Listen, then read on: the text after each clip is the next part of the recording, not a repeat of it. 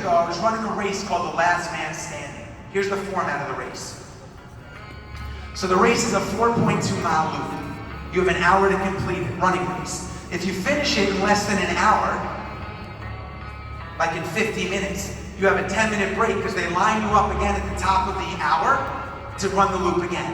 And they repeat that process until one person's left standing, the last man standing. It can go on for days. So during my training runs, I did 10 training runs of 38 miles.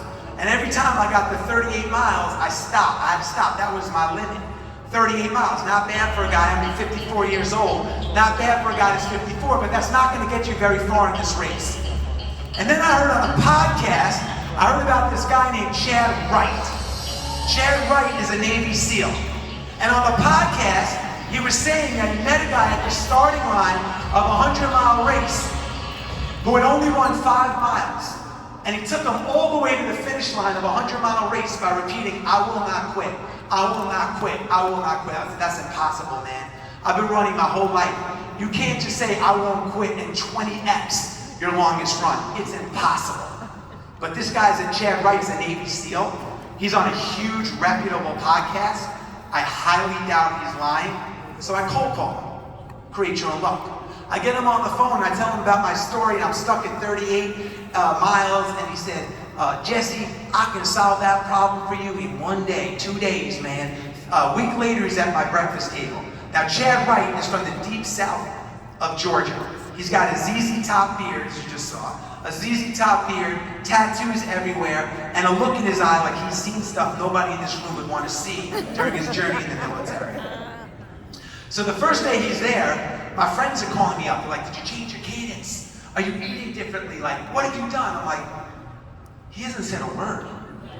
He's actually just sitting in the corner, stroking his beard, laughing at me. Like, this is the biggest waste of time ever. As I showed you guys a second ago, this is Chad Wright. I'm like, telling my friends, I'm like, in fact, he's spooky.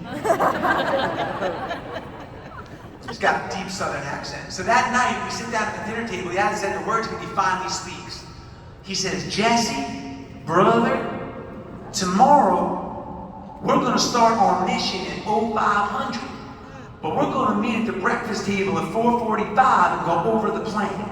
And I'm like, we're gonna spend 15 minutes? Okay. Flew you all the way out for this.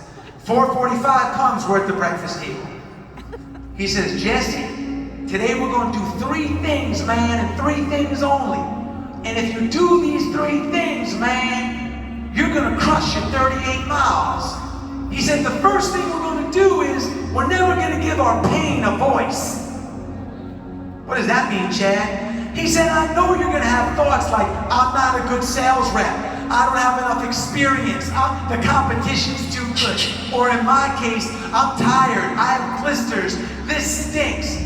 He says, I know we're all going to have those thoughts, but we're never going to speak them. Because once we speak those words, we give them power. If I ask you how you feel today during the race, your only response is outstanding. How do you feel? Outstanding. How do you feel? Outstanding. How do you feel? Outstanding. The second thing we're going to do, man, is we're never going to die in the chair. I said, what does that mean, Chad? He said, well, when we come in between these loops, man, we're never going to sit down and be like, this is so hard, I quit. We're either going to exhaust every one of our resources, whatever we do, and we don't get victory, or we're going to be successful today. And either one of those things is okay, as long as we pour our soul into it, and we leave everything out there in whatever we do. And the third thing is, man, I know it's been a tough year. It's been a tough year for me too, for everybody in here. He said every time we come back from a loop, every day, we're going to think about something that we're grateful for. We can't lose track of that during our race. We're going to think about, this side, things that we are grateful for. So I did those 3 things, and that day, I shattered my 38 miles. Fast forward 30 days later, I'm at the starting line of the Hennepin 100-mile race. Chad Wright is running it with me. I get to mile 74 and I'm broken. I have hypothermia. I have 7 toenails floating around in my shoe. I'm freezing. The end is near. And Chad can sense it. And I'm walking and he stops. And he says, Jess, man, I'm gonna tell you something about me, man, that nobody knows, man. I said, what's that, Chad? He said, man, it's a miracle. I never get tired. Come on, Chad, this corny, come, not now. He said, no, I'm telling you, man, I never get tired. I want you to say it. But I was so broken, I couldn't say it. Nah, Chad. He said, come on, I never get tired. He said, man, say it like you mean it. Fine, Chad, I never get tired. Yeah. He said, I'll tell you what, man, I'm gonna let you walk to the aid station a quarter mile away. And when we get up there, man, you tell him the miracle of Jesse and Chad.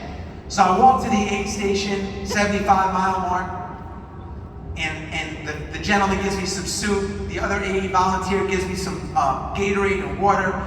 Thank you, sir, so much. I said, I'm Jesse. This is my friend Chad. I said, you're never gonna believe this, but Chad and I, we never get tired. Woo! She was like, what? I'm like, Chad and I, man, we never get tired. And Chad grabs me by the shirt like this and he goes, let's go. We take off. Mile 76. How you feeling? I'm feeling good, Chad. I feel outstanding. Mile 77, 78, 79, through the dark, all alone with the headlamp. How do you feel? I feel outstanding. Mile 80, 82, Chad and I. You tired? Why would I get tired, Chad? I don't get tired, man. 83 miles, Chad and I, going through the woods. Nobody around. How do you feel, Jess? I feel outstanding. 89, 90, 92, all the way to the finish line. A 100-mile race. The words that we speak matter. The words that we speak matter. Listen. When I was sleeping on the 18 couches, I used to walk into my office every day and turn to my partner and I'd say, we're millionaires. They just haven't paid us yet. We're millionaires. They just haven't paid us yet. This week, be mindful of the words that you say. How do you feel? Outstanding! How do you feel? Outstanding! How do you feel? Outstanding! How do you feel? Outstanding! How do you feel?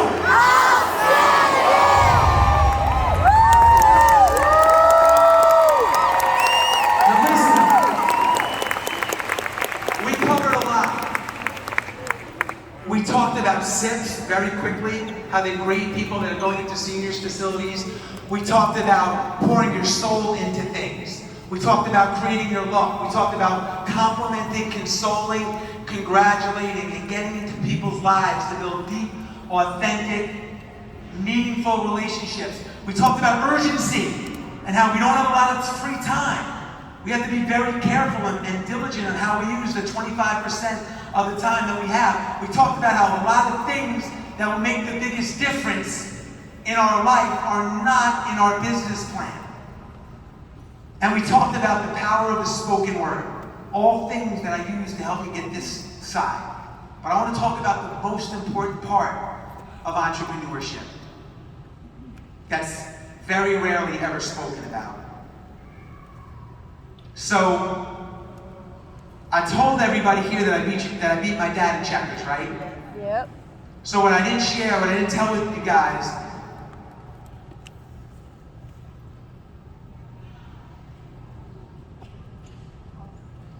that when I beat my dad, he didn't know who I was.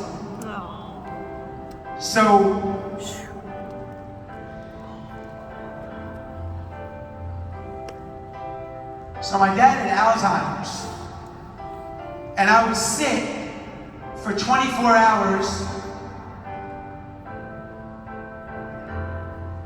waiting for 5 or 10 minutes of clarity when I would visit my dad.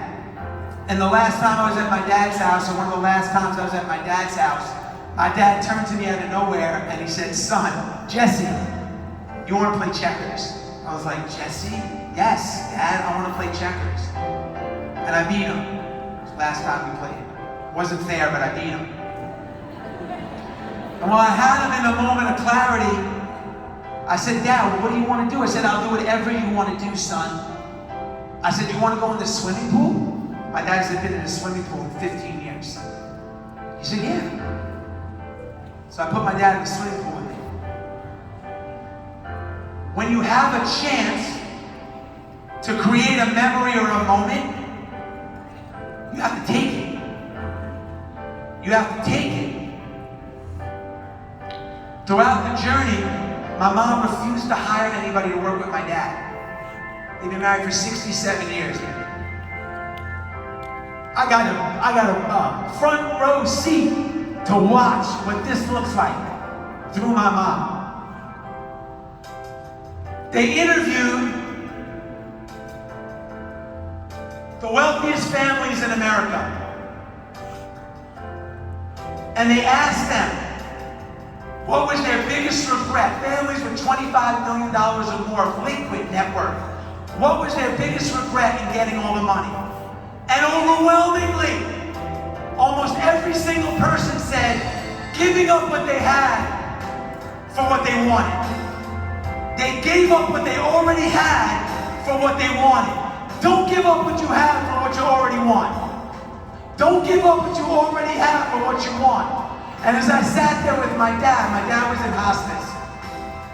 My brother and my two sisters, my mom and myself, rotated around the clock. And when you're in hospice, you stop eating and drinking. So it's like a time clock, man. The sand thing, it just turns. I've never been close to death before. It turns and you just sit there and wait. And when I look back on my journey with my dad at this moment, as sad as it was, three things went through my head. The first thing was, as painful as this moment was, as sad as it was, man, I poured my soul into this relationship. I felt really good about the relationship because I emptied the tank in this relationship. The second thing that struck me was my mom turned to me and said, the greatest gift I ever gave you and your brother and your sisters was your dad. And as a father of four, I said, I want to return that gift to my kids. And the third thing I thought was, I said before, man, if you have $1 billion and your spirit is zero, 1 billion times zero is zero. But if you have $1 and your spirit is 1 billion, $1 times 1 billion is 1 billion. My dad was a spiritual billionaire, man. I was raised and inherited the lessons of my dad. And what my dad had were 4 things.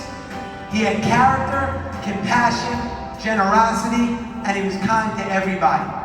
And when I think about being a billionaire, I think about this. It's a 1 in 11 million chance. But when I think about the qualities that my dad had, character, compassion, generosity, and kindness, those aren't skills you go to school for. He didn't go to the school of generosity and the school of character. Those are attitudes that everybody has. Not everybody is going to get this in this room. But anybody, like my father, can master this. Thank you. Yes! Check, check. Stand up, everybody on your feet. Get up. Your feet. It's good.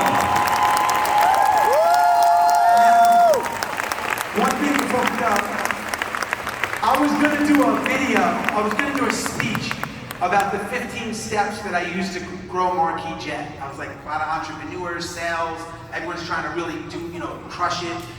I taught a course when I had Marquis Jet of 15 things that I did that didn't cost money, because I had none, to build my business and influence. So I just, instead of doing that speech, because I really want to talk about this today, I put it on a video. So if you guys want to just download it, it's like 15 minutes. I'm not selling anything. I think there'll be a couple of tips in there that can really help. And I can't leave you guys on a down note because I think I'm the last speaker of the event, right? I'm the last speaker. Let's pick it up.